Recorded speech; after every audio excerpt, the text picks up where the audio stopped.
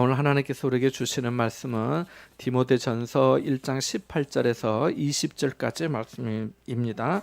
디모데전서 1장 18절에서 20절까지의 말씀입니다. 신약성경 338쪽입니다. 338쪽 신약성경 338쪽입니다.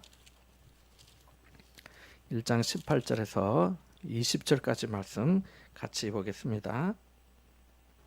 함께 봅니다.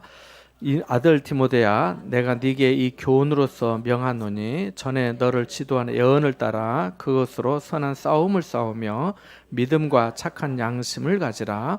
어떤 이들은 이 양심을 버렸고 그 믿음에 관하여는 파선하였느니라. 그 가운데 후메네오와 알렉산더가 있으니 내가 사탄에게 내준 것은 그들로 훈계를 받아 신성을 모독하지 못하게 하려 함이라. 아멘. 할렐루야. 지난 주일에는 장덕순 목사님께서 오셔서 말씀을 전해주셔서 저도 그 은혜를 받았습니다. 혹시 지난 주일 설교 말씀 제목이 생각나세요? 그래요. 괜찮습니다. 뭐 그럴 수도 있죠. 개천을 많이 팔아라고 하는 제목이 있습니다. 개천을 팔아, 개천을 많이 팔아라고 하는 말씀인데요. 믿음의 사람은 상황이 좋지 않아도 하나님을 찾고 또 하나님의 사람의 말을 듣고 순종한다는 것을 배웠습니다. 그리고 또 빼놓을 수 없는 교훈이 있었는데요. 믿음의 사람 이 여호사밧 왕을 보시고 하나님이 북이스라엘 여호람 왕과 그 백성들에게까지도 은혜를 베푸셨다는 것입니다. 그래서 성경을 보면은 이 한 사람의 영향이 얼마나 큰지 자주 말씀합니다. 아브라함에게 하신 말씀이 뭡니까? 모든 족속이 너로 말미암아 복을 얻을 것이다 라고 말씀하셨고, 요셉을 통해서도 그 야곱의 가족 70명이 기근 때에 살게 되었고 엄청나게 번성하게 되었잖아요. 또 이스라엘의 블레셋을 만나서 풍전등화와 같은 위기에서 다윗 한 사람이 골리앗을 물리치고 승리하게 되었잖아요. 그래서 에레미야 5장 1절 말씀에 보면 너희는 예루살렘 거리로 빨리 다니며 그 넓은 거리에서 찾아보고 알라.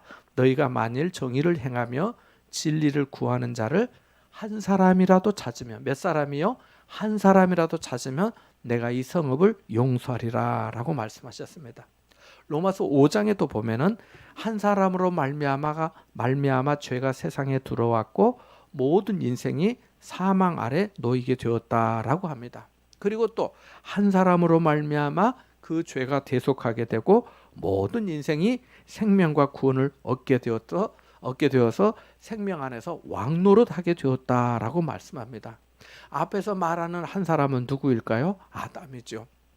그리고 뒤에 한 사람은 누구일까요? 예수 그리스도이십니다. 그래서 우리 모두는 다 이 믿음을 가지고 있습니다. 질그릇처럼 깨지기 쉬운 우리 안에 이 보배이신 그리스도가 계십니다. 그러나 우리가 우리 안에 그리스도가 계신다고 말하는 것과 내가 그리스도를 나의 주님으로 온전히 모시고 순종하며 사는 것은 다른 것입니다. 어느 아버지에게 두 아들이 있었습니다. 큰 아들에게 아야, 너 오늘 포도원에 가서 일 좀 해라 라고 했더니 큰 아들이 예 아버지 제가 가겠습니다 라고 대답했습니다. 근데 대답은 그렇게 하고 가지 않았습니다. 아버지가 둘째 아들에게도 똑같이 말했습니다. 애야 포도원에 가서 일 좀 해라 라고 했더니 둘째 아들은 싫어요, 안 갈래요, 하기 싫어요 라고 했습니다. 근데 둘째 아들이 싫다고는 했지만은 뉘추고 포도원에 일하러 갔습니다. 자, 누가 아버지의 뜻을 따랐습니까? 성경은 둘째 아들이라고 말씀합니다. 가인과 아벨 이야기를 아실 겁니다. 가인은 아담과 하와의 첫 번째 아들입니다. 부부에게 가인이 얼마나 사랑스러웠겠습니까? 얼마나 예뻤겠습니까? 우리 자식이 예쁘잖아요. 제가 어제 그제 그 유집사님 가게 갔더니 유집사님 아들 그 지온 군이 이렇게 가게를 보고 있더라고요. 그래서 아기 많이 컸겠네 했더니 많이 컸대요. 그래서 예쁘지 그랬더니 씩 웃으면서 아 예 이렇게 하더라고요. 그래서 제가 제 얘기를 해주었습니다. 제가 저희 딸 그 이번에 결혼한 하은이가 이제 어렸을 때 저의 할머니가 저희 집에 오셨어요. 그래서 제가 이제 아기를 보고 예뻐하고 있으니까 저보고 할머니가 그러시더라고요. 제 이름을 부르면서 네 애기 예쁘냐 그래서 예 예쁩니다. 할머니 안 예쁩니까 그랬더니 그래 예쁘지 하시면서 뒤에 이렇게 얘기하시더라고요. 나는 네가 네 애기 하은이를 예뻐하는 것보다 더 예쁘게 너를 키웠다 그렇게 말씀하시더라고요. 근데 내가 유지온에게 그렇게 말해 주었습니다. 할머니는 네가 네 아이 예뻐하는 것보다 더 예쁘게 키웠다고 말합니다. 그러니까 우리가 다 사랑받는 사람이죠. 사랑받았죠. 그래서 어떤 분은 그런 얘기도 하더라고요. 그 어린 아이 자식을 통해서 일찍이 많은 어떤 기쁨과 위로와 또 사랑도 하면서 너무 큰 행복을 누렸기 때문에 이후에 자식이 혹시 속을 새기더라도 그때 이미 다 그거 받았으니까 이제 또 그래도 되지 않겠나 이렇게 생각하고 사는 것도 나쁘지 않다고 그런 얘기도 하는 사람도 있던데요. 너무 힘들지만 자 그렇다는 거겠지요. 자 그래서 가인은 아담과 하와에게 있어서 너무너무 소중했습니다. 그 후에 동생 아벨이 생겼어요. 가인은 농사를 지었고 동생 아벨은 양을 치는 목자였습니다. 세월이 한참 지난 후 두 사람은 하나님께 제사를 드렸습니다. 가인은 자기가 농사 지은 곳으로 제사를 드리고 아벨은 양의 첫 새끼를 잡아서 기름으로 하나님께 제사를 드렸습니다. 처음부터 두 사람이 다 마음이 없었다면 두 사람 모두 하나님께 제사하지 않았을 것입니다. 그러잖아요. 하나님께 대해 믿음이 없거나 마음이 없는 사람은 교회 와도 예배하지 않는 것처럼 그랬을 것입니다. 그러나 두 사람은 모두 다 자신들의 직업을 통해 얻은 소산과 양으로 하나님께 예배하였습니다. 그런데 하나님께서 동생 아벨의 제사는 받으시고 형 가인의 제사는 받지 않으셨습니다. 이에 대해 성경은 이렇게 말씀합니다. 가인이 자기 제사를 하나님이 안 받아주시니까 화가 엄청 났습니다. 성경에 보니까 가인이 몹시 분하여 안색이 변했다라고 말씀합니다. 이렇게 말한 것으로 보아서 가인의 얼굴이 분노로 가득했던 것으로 보입니다. 여러분이 가장 화가 났을 때를 상상해 보면 비슷할지 모르겠습니다. 하나님은 겸손한 사람을 좋아하시지 이렇게 하나님을 향해서 안색이 변하고 분내는 사람을 썩 좋아하지는 않으십니다. 자, 그런데 이때 하나님이 그에게 중요한 말씀을 하셔요. 이렇게 말씀하시거든요. 가인에게 네가 선을 행하면 어찌 낫을 들지 못하겠느냐. 선을 행하지 아니하면 죄가 문에 엎드려 있느니라. 죄가 너를 원하지만 너는 죄를 다스릴지니라 라고 말씀합니다. 하나님은 우리의 성품을 아십니다. 우리의 말과 행동도 아시고 우리 생각과 계획도 아십니다. 우리가 무슨 마음을 품고 있는지 우리 행동의 동기가 무엇인지도 다 아십니다. 그래서 하나님 앞에서는 감출 수 없고 하나님을 속일 수도 없습니다. 주님은 사람들이 자신을 의심하는 것도 아셨고 제자들의 믿음이 없는 것도 아셨고 무엇을 시키면 어떻게 할지까지 다 알기도 하셨습니다. 그래서 우리는 있는 그대로 하나님 앞에 나오면 됩니다. 마음의 슬픔이 가득할 때, 눈물이 앞을 가릴 때, 건강의 연약함으로 걸음이 약해질 때, 다른 사람이 나를 섭섭하게 할 때, 오해와 배신을 받을 때 언제든지 하나님 앞에 나와서 은혜를 구하면 됩니다. 한 임금이 먼 나라로 가기 전에 3명의 종을 불러서 달란트를 다 주었습니다. 성경에 나오는 이 얘기죠. 하나에게는 5달란트를 주고 다른 사람은 2달란트를 주고 또 하나에게는 1달란트를 주었습니다. 5달란트 받은 자는 열심히 가서 5달란트를 남겼고 2달란트 받은 자도 2달란트를 남겼습니다. 세월이 한참 지났어요. 그 주인 이 임금님이 와서 이제 정산을 해서 보니까 5달란트는 받은 사람은 5개, 또 2달란트는 또 2달란트. 그런데 1달란트 받았던 사람은 1달란트를 그대로 가지고 온 겁니다. 임금이 맡겼던 것을 땅에 묻어두었다가 그대로 가지고 온 거예요. 이때 임금이 5달란트하고 2달란트를 남긴 종들에게 한 말을 혹시 기억하실지 모르겠습니다. 이렇게 말씀합니다. 잘하였도다 착하고 충성된 종아, 내가 작은 일에 충성하였으니 내가 많은 것을 내게 맡기리니 내 주인의 즐거움에 참여할지어다 라고 말합니다. 한 달란트를 그대로 가져온 종에게는 이렇게 임금이 말합니다. 악하고 게으른 종아, 네가 마땅히 내 돈을 추리하는 자들에게나 맡겼다가 내가 돌아와서 원금과 이자를 받게 해야 되지 않겠느냐? 너는 어두운 데서 슬피 울며 이 일을 갈리라 라고 합니다. 이 이야기에서 시간을 어떻게 보내야 하는 것도 살펴볼 수 있겠지만 임금의 말을 통해서 이 종의 마음과 태도를 우리가 좀 주목했으면 합니다. 5달란트인지 2달란트인지 이건 중요하지 않아요. 그것은 다만 액수의 차이일 뿐입니다. 중요한 것은 두 종에게 임금이 잘하였도다, 착하고 충성된 종아라고 인정한 대목입니다. 잘하였도다, 착하고 충성된 종아. 우리는 지난 몇 주일 디모데 전서의 말씀을 배우기 시작했습니다. 바울은 디모데에게 에베소 교회를 목회하도록 하였습니다. 당시 에베소 교회는 오늘날로 치면은 매우 큰 교회였고 영향력이 있는 교회였습니다. 사도행전에서 보면은 이 에베소 교회에서 사도 바울이 2년간 머물면서 목회한 얘기가 나오고요. 그 에베소 교회에 얼마나 은혜의 역사가 있었던지 이 마술사들이 자신들이 했던 그 마술에 관련된 책들을 다 불살라서 없애면서 하나님을 인정하는 대목도 나옵니다. 그러니까 이 에베소에서 놀라운 말씀의 역사와 기적의 역사와 구원의 역사가 일어났던 것입니다.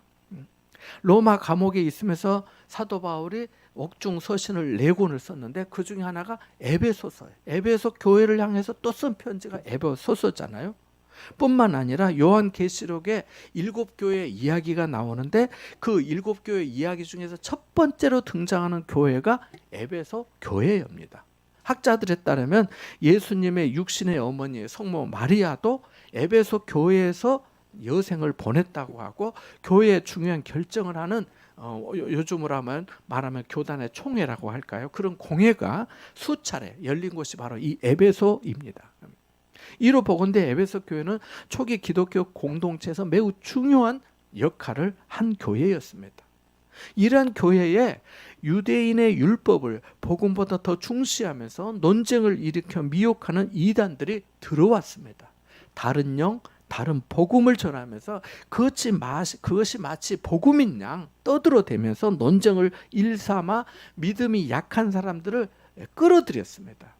심지어 예수 그리스도의 부활에 대해서도 잘못된 지식을 가르쳤습니다. 그러니까 디모데는 바른 진리의 복음 위에 굳게 서 있어야 했을 뿐만 아니라 현재의 그 교회 문제들, 현재의 교회 성도들이 그 이단으로 말미암아 미혹당하는 성도들, 그들을 물리치고 또 그 거짓된 가르침으로부터 성도들을 지키고 보호해야 할 목회적인 책임이 있었던 것입니다. 지금도 주변의 이단 중에 자신이 재림 예수라고 하는 사람, 이미 예수님이 재림했다고 주장하는 자들이 얼마나 많은지 모릅니다. 십자가와 부활, 재림에 대해서 바르게 전하지 않으면 심각한 문제가 있는 것입니다.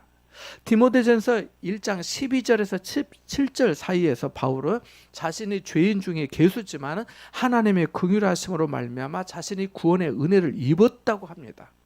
자신을 능하게 하신 이도 예수님, 자신을 충성되이 여겨서 직분을 주신 분도 예수님, 자신을 구원하신 분도 예수님이라고 하면서 예수 그리스도 안에서 은혜와 믿음과 사랑이 넘친다고 하였습니다. 그리고 17절에서 영원하신 왕, 썩지 않고 보이지 않으시는 존귀하신 하나님께 존귀와 영광을 돌린다고 말씀합니다.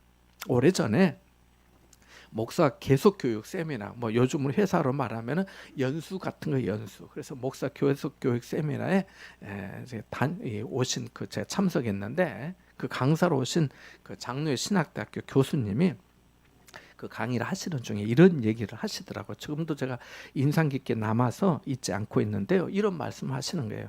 이제 목사님들에게 얘기하는 거예요. 신학교 교수님도 100%는 아니지만 영어나 어떤 인문학 가르치는 분이 아니라면 대부분은 다 목사님입니다. 그래서 교수이면서 목사예요. 그런데 그분도 그런 분인데 이런 얘기를 하시더라고요. 여러분, 저는 기도할 때마다 하나님, 내가 죄인 중에 괴수라고 하는 말을 7번씩 하면서 기도를 시작합니다. 그런 얘기를 하다. 그분이 하는 말씀이에요. 그분이 하는 나는 하나님께 기도할 때마다 하나님 제가 죄인 중에 계십니다. 제가 죄인 중에 계십니다. 하는 말을 7번씩 하고 기도를 시작한대요. 그렇게 하면은 자기가 누구인지 얼마나 큰 하나님의 은혜를 입었는지 다시 상기하게 된대요. 알게 되면서 겸손히 하나님께 기도하게 되더라고 하면서 그런 말씀을 하시더라고요.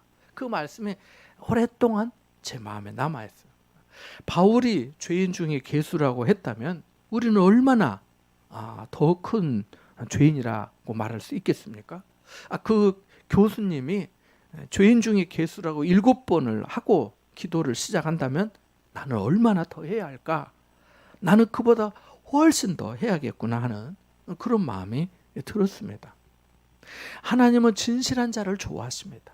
하나님은 속이는 자를 속이는 저울을 싫어하시고 속이는 자를 또한 싫어하십니다. 있는 그대로 진실하고 겸손하게 직분을 감당하는 사람을 좋아하십니다. 그래서 바울은 계속해서 믿음으로 낳은 아들 디모데에게 오늘 본문에 말씀합니다. 18절 말씀 같이 읽어볼까요? 같이 봅니다. 아들 디모데야, 내가 네게 이 교훈으로서 명하노니 전에 너를 지도한 예언을 따라 그것으로 선한 싸움을 싸우며. 아멘. 바울은 디모데에게 전에 너를 지도한 예언을 따르라고 말합니다. 여기 내가 네게 명하노니라고 하는 말에서 그 명하노니라고 하는 말의 뜻은 옆에 세우다, 위탁하다 그런 뜻입니다. 원문대로 직역을 하면은 내가 이 명령을 네게 맡긴다, 위탁한다 이런 뜻입니다. 네 이 계명을 내 옆에 둔다, 내 옆에 이 보따리 잘 간수해 이런 뜻입니다. 이 계명을 너에게 맡긴다라고 하는 겁니다. 그래서 이 단어는 디모데후서 2장 2절에도 우리말 성경에는 부탁하다라고 하는 말로 나와 있습니다만은 똑같은 단어예요. 똑같은 단어. 원래 원문으로 보면은 그래서 디모데후서 2장 2절에도 부탁하다라고 하는 그런 말로 번역되어 나옵니다. 그러니까 바울은 디모데에게 위탁하고 디모데는 또 충성된 사람들에게 자신이 부탁할 수 있다고 하는 것을 말하고 또 부탁받은 사람들은 또 다른 사람들을 가르칠 수 있을 것이다 라고 말씀한 겁니다. 이것을 뭐라고 하냐면 복음의 전승이라고 말합니다. 이렇게 계속해서 내려오는 거죠. 전해지는 거죠. 예수 그리스도의 십자가와 부활의 복음이 계속해서 또 바울은 디모데에게, 디모데는 충성된 사람들에게, 또 충성된 사람들은 또 다른 사람들에게 이렇게 하면서 계속해서 전해지는 거예요. 자, 그럼 바울이 믿음의 아들 디모데에게 명령하고 맡긴 것이 무엇인가? 첫째로 지도받은 예언을 따라 그것으로 선한 싸움을 싸우라고 당부하였습니다. 지도받은 예언은 이미 바울이 디모데에게 가르쳤던 복음과 교회를 목회하는데 어떻게 해야 하는 실제적인 교훈을 의미합니다. 가까운 예를 들면은 디모데전서 1장 3절에서 5절 말씀이라 할 수 있습니다. 바울은 디모데에게 다른 교훈을 가르치지 말고 신하와 끝없는 족보에 몰두하지 말고 믿음 안에 있는 하나님의 경륜을 이루기 원하는 겁니다. 청결한 마음과 선한 양심과 거짓이 없는 믿음에서 나오는 사랑을 행하며 살기를 원했던 겁니다. 그래서 믿는 자의 싸움은 악한 싸움이 아니라 선한 싸움입니다. 영혼을 살리고 사람을 살리고 세상을 새롭게 하는 그런 싸움이에요. 혈과 육에 대한 싸움이 아니고 하나님의 말씀과 성령의 능력으로 악한 영들에 대하여 영적으로 싸우는 싸움을 말합니다. 그런데 문제는 싸움을 하다가 지치는 경우가 있어요. 선을 행하다가도 낙심하는 일이 있다는 말이죠. 여러분이 그러한 것처럼 목회자에게도 간혹 그런 경우가 있습니다. 선한 마음으로 돕고 또 위로하였는데 어떤 때는 내게 서운해하고 섭섭해하면서 있지도 않은 말을 지어내어서 다른 사람들에게 말했을 때 그 말을 나중에 듣게 되면은 내가 한 영혼을 사랑하고 생각한 마음으로 했는데 이게 그 대가란 말인가 하는 그런 마음이 들게 되기도 해요. 오늘이 교회 15번째 생일인데요. 개척 초기에 은혜로운 일들이 많았습니다. 지금 생각해도 어떻게 그런 일들이 있었을까 싶습니다. 교회를 찾아온 가정들 또 사람들 너무너무 또 하나님께서 이 모양 저 모양으로 살게 해주시는 그런 채워주심의 그런 은혜들 얼마나 많았는지 몰라요. 자, 교회를 찾아온 한 가정 중에 한 가정은 진짜 생활의 모든 것을 다 잃고 새 출발하면서 새 출발을 이제 은혜교회에서 시작한다 생각하고 교회 오신 분이 계셨어요. 그 가정은 매일 교회 와서 기도하였고 저도 함께 기도했습니다. 얼마 지난 후에 어떤 분의 도움으로 이제 일을 시작하게 되었어요. 함께 개업에 감사 예배를 드리는데 하나님의 은혜가 얼마나 놀랍고 감사한지 눈물로 축복하며 신방 기도를 했습니다. 저도 가게에 가서 돕고 몇 번은 가게 명함을 들고 주변에 다닌 적도 있어요. 이 가게 한번 이용해 주세요. 한번 찾아와 주세요. 한번 도와주세요 하면서. 그래서 저보고 사장님이냐고 하더라고요. 나는 사장님이 아니고 저는 교회 목사입니다. 그랬어요. 그렇게 어느 정도 일이 되고 자리를 이제 잡게 되었어요. 그런데 아쉽게도 또 교회를 떠나시게 되었어요. 아마 여러분도 저와 같은 경우가 아니라도 믿는 사람으로서 또 안 믿는 사람에게 또는 믿는 사람에게 어쩌면 이와 비슷한 일을 겪었을지도 모릅니다. 그러면 우리가 어떻게 해야 할까요? 이런 일을 겪었으니까 다른 사람을 돕지 말아야 할까요? 선한 싸움을 싸우지 말고 이에는 이, 눈에는 눈 그렇게 대해야 할까요? 아니지요. 우리는 계속해서 우리를 지도해 주시고 가르쳐 주신 성령의 인도하심을 따라서 선한 싸움을 싸워가야 합니다. 하다 말거나 가다 말면 그것은 거기서 그냥 그치고 마는 것이니까요. 그래서 바울은 갈라디아서 6장 9절에 우리가 선을 행하다가 낙심하지 말지니 포기하지 아니하면 때가 이름에 거두리라 라고 말씀하고 있습니다. 하다 보면 이제 그만해야 되겠다라고 내려놓는 거 그게 포기 아니겠어요? 그래서 그렇게 하지 않냐면 포기하지 않냐면 때가 이름에 거두게 될 거다는 겁니다. 지치거나 낙심해도 지도받은 말씀에 따라 그 예언의 말씀에 따라 선한 싸움을 계속해서 싸우시기를 바랍니다. 둘째로 믿음과 착한 양심을 가지라고 말씀합니다. 유지하는 거예요. 함께 19절 말씀을 읽어볼까요? 같이 봅니다. 믿음과 착한 양심을 가지라. 어떤 이들은 이 양심을 버렸고 그 믿음에 관하여 파선하였느니라. 아멘. 밑줄을 그어 놓으세요.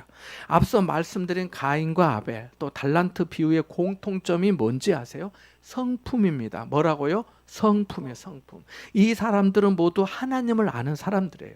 하나님의 은혜 안에 있는 사람입니다. 믿음이 있었던 사람들이에요. 그런데 성품에 있어서는 달랐습니다.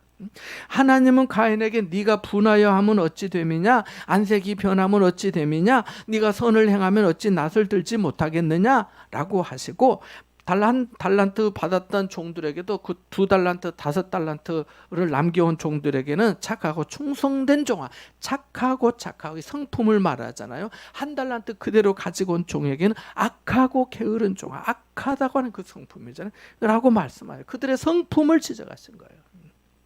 성품은 성공적인 인생의 가장 중요한 토대라고 해도 과언이 아닙니다. 착한 양심은 그 성품의 원천이에요. 5달란트, 2달란트를 남겼던 사람들은 착하고 충성하는 종들이었습니다. 충성은 중심의 흔들림 없이, 가운데 중자에 이 마음심자 이렇게 있잖아요. 중심 흔들림 없이 마음이 쫙 가는 거예요. 그게 충성이에요. 충성.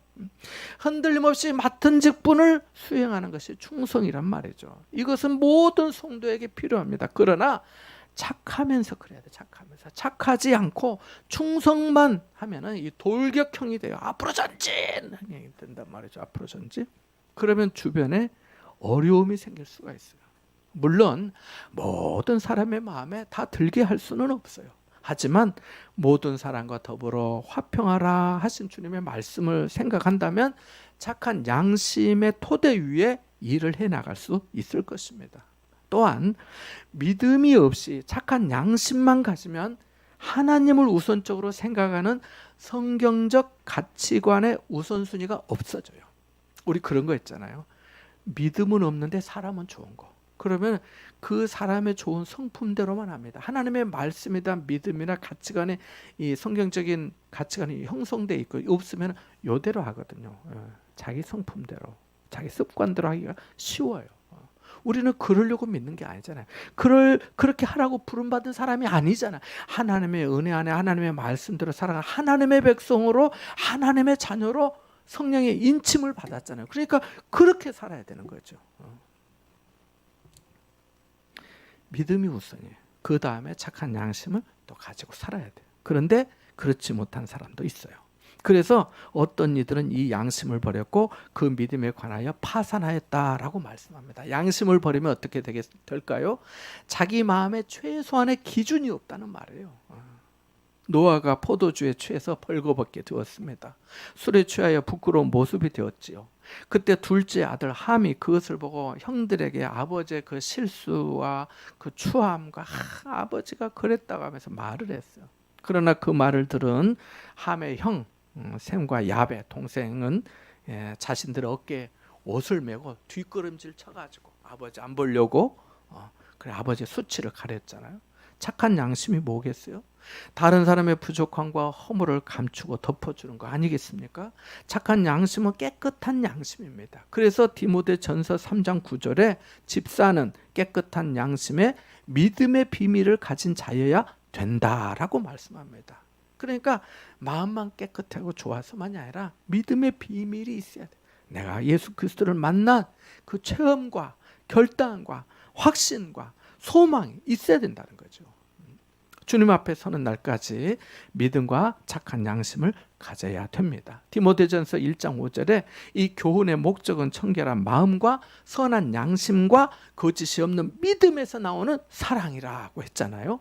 믿음과 착한 양심을 유지해야 주님의 은혜와 그 날개 아래에서 평안과 즐거움을 누립니다. 믿음이 있어야 염려하지 않게 되고요. 착한 양심이 있어야 때로 자신뿐 아니라 다른 사람들도 돌볼 줄 알고 또 다른 사람의 마음과 형편도 이해하고 도울 줄도 압니다. 마음이 착하면 누가 아프니까 우리 중보기도 합시다 하면 저도 기도할게요. 그렇게 하게 되잖아요. 마음이 안 착하면 내가 할 때는 그렇고 그러거나 말거나 관심 없다면 그건 착한 마음이 아니잖아요. 그죠? 본문 20절에 보면 양심을 버리고 믿음에 파산한 두 인물이 나옵니다. 후메네오와 알렉산더인데요. 바울이 이 두 사람을 사탄에게 내줬다고 말합니다. 오죽하면 그랬을까요?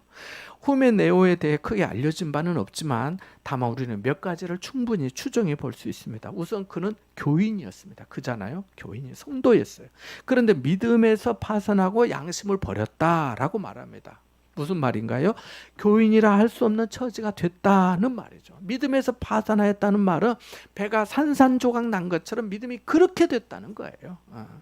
다음으로 후메네오 이름이 여기 말고 한 번 더 등장하는데요. 디모데후서 2장 17절 18절에 나옵니다. 뒤에 있으니까 한번 찾아 읽어볼까요?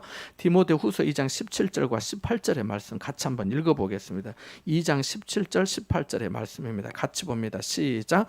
그들의 말은 악성 종양과 퍼져나감과 같은데 그 중에 후메네와 빌레도가 있느니라.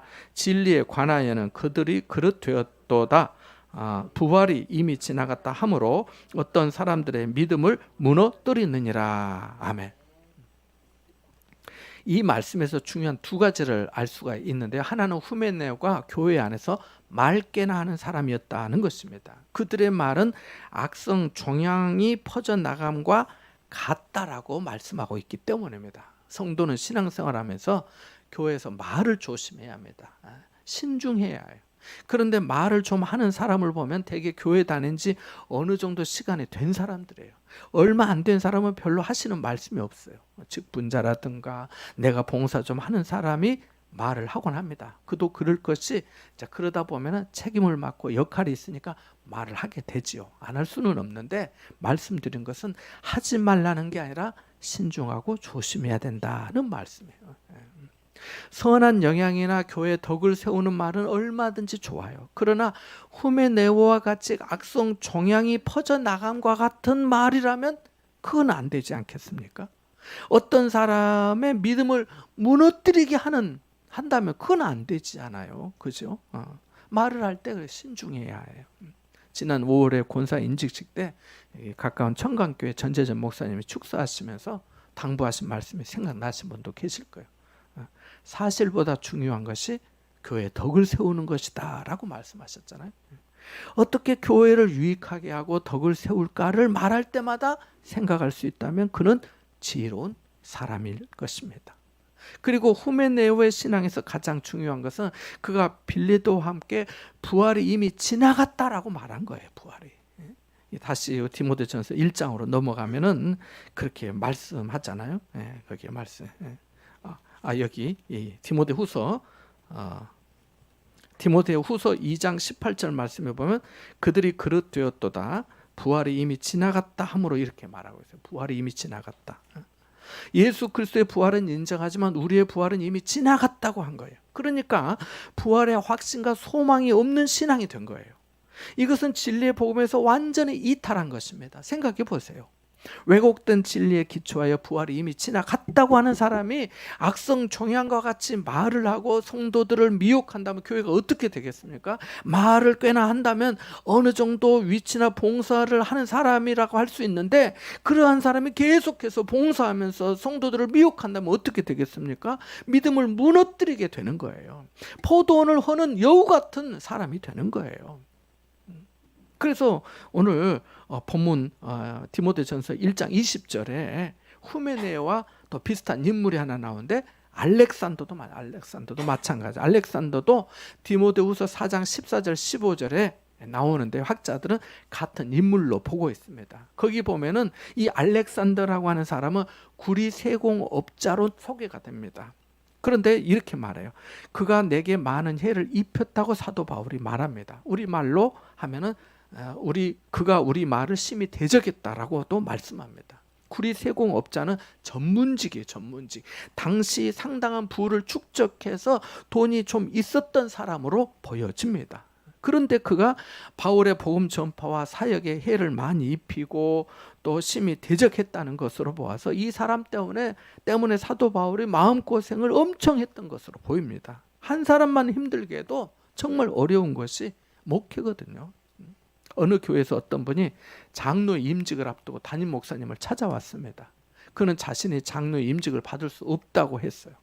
그동안 별 말씀 없이 교회를 봉사하고 성도들에게 그 신임을 얻어가지고 장로로 선택이 되었는데 이제 와서 못한다고 하니까 담임 목사님이 이유를 물어봤습니다. 아니 집사님 왜 무슨 일이 있으십니까? 왜 그러십니까? 라고 했더니 이 장로로 피택된 분이 자기는 아직 그럴 만한 믿음이 없다고 하면서 말을 했어. 무슨 믿음이 없다고 하냐고 물으니까 자기는 솔직히 아직도 예수님의 십자가 부활이 잘 믿어지지 않고 구원의 확신이 없다고 했어. 구원의 확신이 없다고. 담임 목사님이 왜 그러면은 그동안 11조하고 교회 봉사 생활을 했냐고 물었어요. 이거 사실이에요. 제가 지어낸 얘기가 아니고. 그래서 이분이 이제 왜 그러면 그동안 11조도 하고 교회 봉사 생활을 했냐라고 물어보니까 이분 하시는 말씀이 자기가 교회에 와보니 자기 말고 할 만한 사람이 없는 것 같아서 믿음은 없지만은 봉사했다고 그러더라는 거예요. 그래서 그동안의 이야기를 다 들은 목사님은 그동안 그런 마음에서도 교회를 섬긴 것에 대해 고맙다고 말씀하시고 그래 그러면 이제 어떻게 하면 좋겠냐고 물으니까 이분이 장로로 피택된 집사님이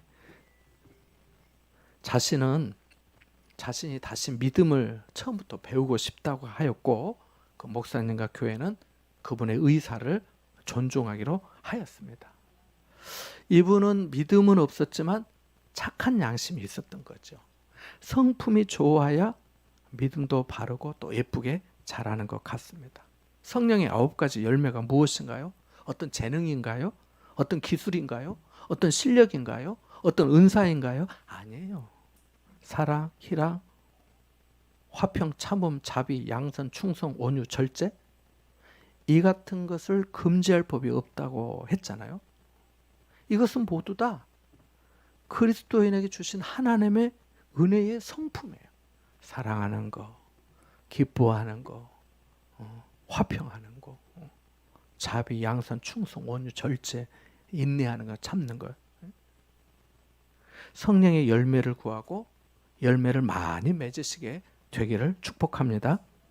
본문에서 세 번째 교훈은 책망과 징계의 목적은 징계 자체가 아니라 죄에서 돌아가기를 바라는 마음에서의 사랑과 긍휼이라는 겁니다. 아무도 책망이나 훈계를 좋아하지 않습니다. 자신이 기준이 되어 있고 이기적인 욕심에 익숙해져 있어서 누가 서운하고 거스르는 말을 하면 자기 안에서 방어 기제가 자동으로 작동하는 게 우리 모습 아닌가요? 바울은 후메네오와 알렉산더를 사탄에게 내주었다고 합니다. 이유는 그들이 훈계를 받아 신성을 모독하지 못하게 하려 함이라고 합니다. 이 말을 뒤집어 생각하면 이 사람들이 무례하게 하나님의 이름을 망령되이 일컬으면서 하나님을 비방하고 이단 사설로 성도들을 미혹했던 것으로 보입니다. 중요한 것은 그들의 교훈을 받아서 다시 하나님 앞으로 회개하고 돌아오는 것입니다. 우리도 마찬가지입니다. 그동안 목회하면서 몇 번 책망을 이렇게 몇 사람에게 해보았는데 말을 듣고 고치는 사람이 있는가 하면 안 그런 사람도 있었습니다. 안 듣는 사람은 기도할 수밖에 없어요. 사랑하는 여러분, 주님의 약속하신 말씀 위에 굳게 서시기를 바랍니다.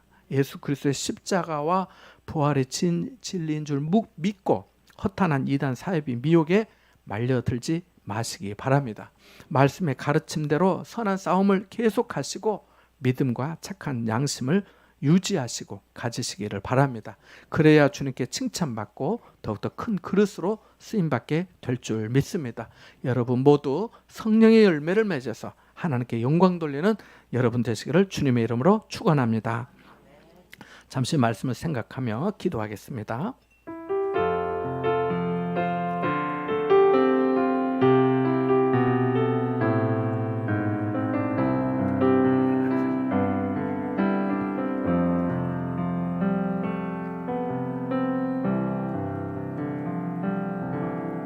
하나님 아버지, 우리에게 가르쳐 주신 말씀의 교훈을 따라 선한 싸움을 싸워 나가게 하여 주옵소서.